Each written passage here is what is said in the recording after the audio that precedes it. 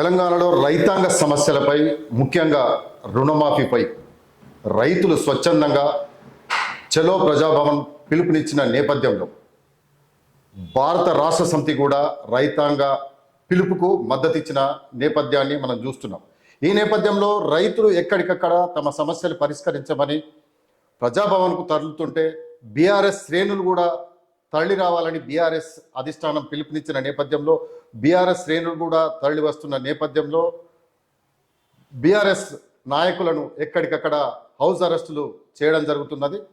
ఈ క్రమంలో house arrest అయిన బాలానగర్ కార్పొరేటర్ ఆవుల రవీందర్ రెడ్డి గారు మనతో పాటు ఉన్నారు.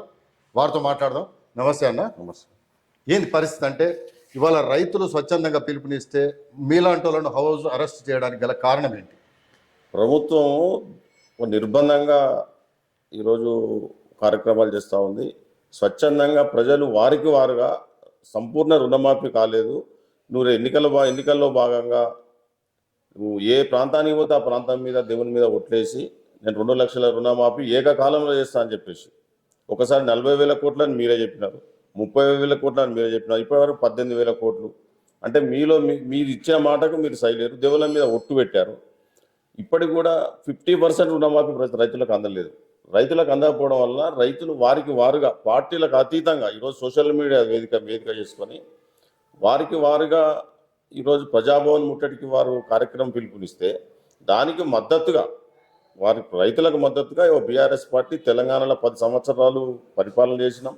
రైతులకు అన్ని విధాలు ఆదుకున్న పార్టీగా, ఒక బాధ్యత గల పార్టీగా ఈరోజు రైతులు ఇచ్చిన పిలుపుకు మద్దతు ప్రకటిస్తే అక్రమంగా అన్యాయంగా ఈరోజు మా బీఆర్ఎస్ పార్టీ నాయకులను హౌస్ అరెస్ట్ చేయడం చాలా దుర్మార్గమైన చర్య. ఉద్యమ కాలంలో కూడా ఇటువంటి నిర్బంధాలు లేవు, సమైక్య రాష్ట్రంలో కూడా ఇటువంటి నిర్బంధాలు లేవు. మొన్న ఈ గాంధీ ఇష్యూ దానిలో కూడా చాలా చాలా నిర్బంధంగా వివరించారు. కానీ నిర్బంధాలతోటి మీ యొక్క ఈ ప్రభుత్వాన్ని నడపలేవు. ప్రజలకు ఇచ్చిన హామీలు ఏమున్నాయో వాటిని నెరవేర్చు.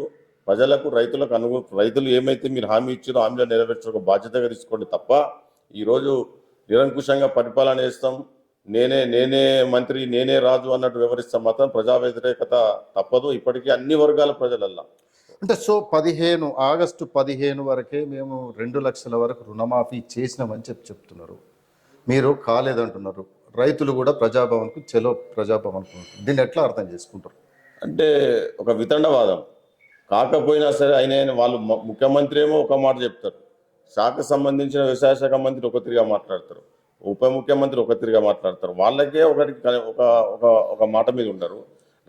రైతులకు సంపూర్ణ రుణమాఫీ అయితే ఈరోజు ప్రజాభవన్కు రావాల్సిన పిలుపునివ్వాల్సిన అవసరమే ఉన్నది. ప్రజలకు అందలేదు కాబట్టి ఏకకాలంలో కాలేదని జగమెరిగిన సత్యం. నువ్వు 1,00,000 ఒకసారని, 1,50,000 ఒకసారని, 2 లక్షలకు ఒకసారని చేసి దాని మీద అనేకమైనటువంటి ఆంక్షలు పెట్టి రుణమాఫీ మీద కట్టడలు పెట్టి రేషన్ కార్డు అని, ఇదని, అదని, ఒక ఇంట్లో ఒకటే అని చెప్పేసి, ఇంటికి ఒకటే అని చెప్పేసి అనేక ఆంక్షలు పెట్టి ఎక్కడికక్కడ కట్ చేసి 40 లక్షలు ఉన్నాయి రుణమాఫీ, 40,000 కోట్లు మేము చేయవలసిన బాధ్యత ఉందని చెప్పింది మీరే, 30,000 కోట్లు అన్నది మీరే, 18,000 కోట్లు ఇచ్చినా అని చెప్పింది మీరే. మరి ఎక్కడ పోయినాయి మిగతా డబ్బులు? రైతులకు ముడితే ఎందుకు రావు? 40,000 కోట్లు ఎక్కడ పోయింది? ఎందుకు తగ్గింది అమౌంట్? అంటే మీరు సంపూర్ణంగా రైతుల రుణమాఫీ చేయలేదనేది స్పష్టంగా అర్థమవుతా ఉన్నది. అందుకే రైతుల కోపానికి గురవుతుంది ప్రభుత్వం అవుతూ ఉన్నది. తప్పకుండా అన్ని వర్గాలు, రైతులే కాకుండా ఈరోజు మహిళలకు 2,250 రూపాయలు, 2,500 ఇస్తా అని చెప్పినారు.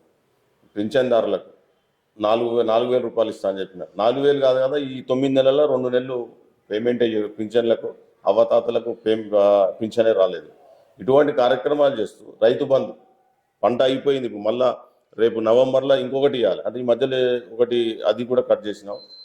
ప్రజా వ్యతిరేకత, ప్రజలకు చాలా వ్యతిరేకత ఉన్నది. నిన్న ప్రజా దినోత్సవం, ప్రజాపాలన దినోత్సవం చేసినాం. అది సిగ్గుచేటు. ఎందుకంటే నీ ప్రజాపాలన కాదు, ప్రజా వ్యతిరేక పాలన నడుస్తూ ఉన్నది ఈరోజు రాష్ట్రంలో. నీకు త్వరలో ప్రజలు బుద్ధి చెప్తా ఉన్నారు. నువ్వు ఇచ్చిన హామీలు ఏ ఒక్కటి కూడా అమలు కాకపోవడం చాలా దుర్మార్గం. అందుకని స్వచ్ఛందంగా అన్ని వర్గాల వారు ఈరోజు రైతులు స్వచ్ఛందంగా పిలుపునిచ్చారు. రేపు ఇంకో వర్గం ఈ విధంగా పిలుపునిచ్చి రైతుల ఆగ్రహానికి గురికాక తప్పదు. అంటే గత 9.5 సంవత్సరాలుగా కేసీఆర్ గారి పరిపాలనలో రైతు రుణమాఫీ జరగలేదు, మేమే చేసినాం. ఖచ్చితంగా రైతుల్లో సంతోషం వ్యక్తం అవుతున్నది.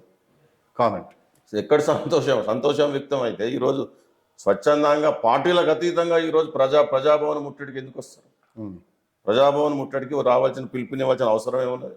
సుస్పష్టంగా అర్థమవుతా ఉన్నది మీకు. 40,000 కోట్లు ఇస్తానది 18,000లకు పరిమితం అయిందంటే మీరు రైతు రుణమాఫీ చేయలేదని అర్థమవుతా ఉన్నది. కేసీఆర్ గారి ప్రభుత్వంలో ఏదైతే మాట ఇచ్చినామో మాట ప్రకారం కళ్యాణ లక్ష్యం ఉన్నది. ఏ ఎన్నికల హామీలో చెప్పాల కళ్యాణ లక్ష్మి 1,116 రూపాయలు ఏ ఎన్నికల హామీలో మేనిఫెస్టోలు పెట్టలే. తెలంగాణ ఆడబిడ్డలకు కావాలి చేయాలి, ఒక మేనమావగా కేసీఆర్ ఆదుకోవాలని చెప్పినారు, ఇచ్చినారు. ఇప్పుడు కిట్టు, కేసీఆర్ కిట్టు ఉంది. ఈరోజు దవాఖానలో చూడండి కిట్లు లేవు. ఎక్కడ చూసినా కూడా చాలా ప్రభుత్వం నడకడం లేదు, ప్రభుత్వ విధానంగా నడవడం లేదు, అధికారుల్లో చెల్లడం లేదు. ఆ విధంగా ఈరోజు నడుస్తాం.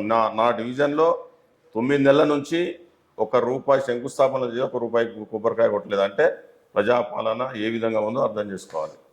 ఒకటి కౌశిక్ రెడ్డి వర్సెస్ గాంధీ, వీళ్ళిద్దరి మధ్యలో జరుగుతున్న రగడ వెనుక ఏమైనా కుట్రకోణం ఉన్నదని అనుకోవచ్చా? మేమైతే అనుకోవట్లేదు. కావాలని కుట్రకోణం అంటే రేవంత్ రెడ్డి దృష్టిలో అది కుట్రనే. కుట్ర చేశారు కావాలని. ఇంత పోలీసు వ్యవస్థ ఉంటే ఈ రోజు మమ్మల్ని ముందస్తుగా అరెస్ట్ చేసినావు. మరి గాంధీని కౌశిక్ రెడ్డి ఇంటికి పంపించకుండా చూడవలసిన బాధ్యత మీదే కదా. పోలీసు యంత్రాంగం ఫెయిల్ అయింది కదా. అందువల్లనే ఈ రోజు ఇంత దూరం ఒక ఎమ్మెల్యే ఇంటికి ఒక ఎమ్మెల్యే పోయేదాకా ఈ ప్రభుత్వం పోలీసు యంత్రాంగం ఏం చేసింది? అరికపూడి గాంధీ బీఆర్ఎస్ ఎమ్మెల్యేనా కాదా? 100% కాదు, నేను ఆయనే చెప్పింది. కానీ ఒక వితండవాదం చేస్తూ నేను బీఆర్ఎస్ ఎమ్మెల్యేనే ఎప్పుడైతే నా సభ్యత్వం రైతుతో మన కోర్టు ఇచ్చిన తీర్పుకు ఎప్పుడైతే భయపడ్డారో అప్పటి నుంచి ఈ కార్యక్రమం. ఎందుకంటే నేను బీఆర్ఎస్ ఎమ్మెల్యే అని ఒక మొండివాదన వితండవాదం చేస్తున్నారు తప్ప ఆయన బీఆర్ఎస్ ఎమ్మెల్యే కాదు. బీఆర్ఎంఎస్లో అయితే అదే కౌశిక్ రెడ్డి అదే చెప్పింది కదా, ఒకవేళ బీఆర్ఎస్ ఎమ్మెల్యే అయితే పోదాం తెలంగాణ భవన్కు రా, కేసీఆర్ ఇంటి కదా కలిసి తిరుగుదా, భోజనానికి రా అని చెప్పింది. చెప్తే ఎందుకు రాలేవు? యుద్ధానికి పోయి మర్డర్ చేస్తాను వీళ్ళు, అందుకనే మర్డర్ కేసు బుక్ అయింది. సో రేవంత్ రెడ్డి పరిపాలన చాలా బాగుంది అని చాలా మంది మేధావులు మెచ్చుకుంటున్నారు. దానిపైన మీరేమంటారు? ఆయన మేధావులు అంటే ఆయన వర్గము, ఆయన పెట్టుకుని మొదటి నుంచి కూడా ఆయన రేవంత్ రెడ్డి గారి స్టైల్ ఏదైతే ఉందో ఆ స్టైల్లోనే ప్రభుత్వం నడుపుతున్నాడు, బ్లాక్ మెయిలింగ్ పద్ధతిలోనే. ఈరోజు అదే హైడ్రా కూడా అంతేనే. ఈరోజు ప్రజలను భయభ్రాంతులకు గురి చేస్తా ఉన్నాం హైడ్రా తీసుకొచ్చి. ఓకే, ఇవన్నీ కూడా ప్రజా వ్యతిరేక చర్యలే తప్ప అవేమి ముందల పడేది కాదు. రేవంత్ రెడ్డికి చాలా ముందల ఉంది, ముసల పండుగ అన్నట్టు ముందల చాలా ఉంది. మా కేసీఆర్ కనుక ఈరోజు బయటకు వచ్చి ప్రజాభవన్ ముట్టడిస్తే ఈరోజు ఈ విధంగా ఉంటుందా?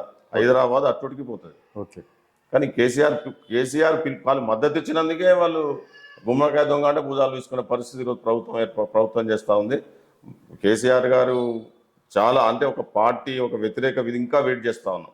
ఇంకా ఈ రేవంత్ రెడ్డి ప్రభుత్వం ప్రజలకు రైతులకు మేలు చేస్తుందని ఒక మంచి అవకాశం ఇంకా ఇద్దామని 9 నెలలైనా సరే ఇంకా ఇద్దామని కేసీఆర్ గారు అన్నారు. కేసీఆర్ గారు బయలుదేరితే మాత్రం ఇంకా టీఆర్ఎస్ పార్టీ అన్ని పార్టీల కంటే సభ్యత్వం గల పార్టీ, కార్యకర్తలు ఉన్న పార్టీ, అది ప్రభుత్వం నడిపిన పార్టీ, అన్ని వర్గాలను ఆదుకున్న పార్టీ కాబట్టి ప్రజల మద్దతు తప్పక ఉంటుంది. రేవంత్ రెడ్డి ప్రజా వ్యతిరేకత మూడగట్టుకుంటా ఉన్నది సుస్పష్టం. ఓకే, థ్యాంక్ యూ అన్న. Thank you.